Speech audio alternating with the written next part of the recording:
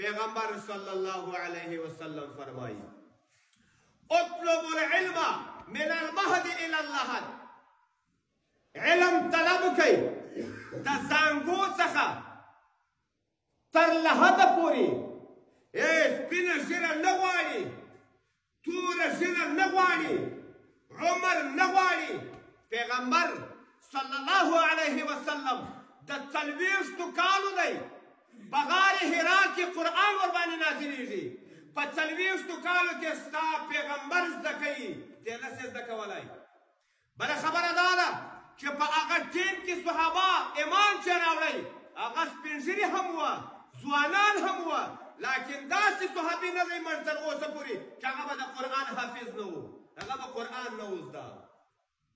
تا بیا ځان ته ولې بانه جوړه کړې ده ته بیا ولې ځان لپاره بانې لټه صحابه دا ټول د قرآن سره مینه وه قرآن یې حفظ کوي د قرآن سره ولاړه قبرستان ته داسې صحابي نشته چې د هغه به قرآن نه و زده پیغمبر یې په 40 کلنۍ کې زده کوي لیکن موتا د ځانو لپاره عمر څه ګرځو بانه ګرځو بانه دې پرېږده پیغمبر درته فرمایي اطلب العلم طلب کی علم من المهد د زانګو نه الی اللحد تر لحد پورې اقلا که نور هېڅ هم نه راځئ دا خپل منځونه خو زده کړو دا خپل د لمانځه قرائت زده کړو دا خپل د لمانځه فاتحه زده کړو دا خپل د لمانځه تشهد زده کړو دا خپل د لمانځه درود زده کړو دا خپل د لمانځه دعا زده کړو دغه مهم نه زده یو عجبه قسم قرائت کوو چې موږ کله ودرېږو یو عجب قسم قرائت چې نه په قرآن کې ستا او نه په کتابو کې ستا دا څه وجه ده وجه دا ده چې تعلیم نشته د بل چا څخه دې زده کړی د بل ناپوه څخه دې زده کړی لیکن اوس ماشومان مدرسې جوړې دي دا مدرسو کې دا ماشومان یو داسې تلاوت کوي چې تاسې به خپله ورته حیران شئ ډېر په ښایسته او په خوږ اواز او سره د الفاظو که په تاسې باندې وخت تېر دی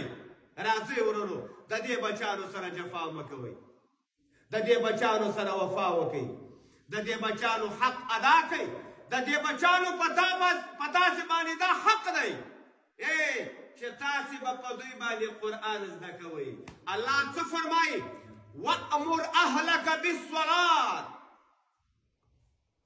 امر وکړئ خپل بچیانو ته په لمانځه باندې د دې څخه دا معلومېږي د امر نه به مخکې تا لمونځ زده وي ته به په لمانځه باندې خبر یې ته به په قرآن باندې خبر یې تا به آیاتونه زده وي د هغه نه بعد به بیا زه تا ته وایم چې ته لمونځ وکړه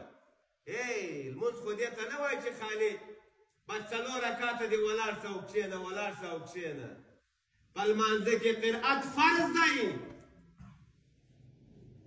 باید چې موږ خپل د لمانځه د فرائضو څخه خبر یو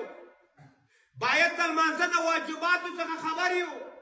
باید د لمانځه د مسناتو څخه خبر یو باید چې موږ د مستحباتو څخه خبر یو باید چې موږ د مکروهاتو څخه خبر یو لیکن موږ ته دا علم نشته دا علم ولې نشته ځکه چې زموږ د دې کتاب سره مینه او محبت نشته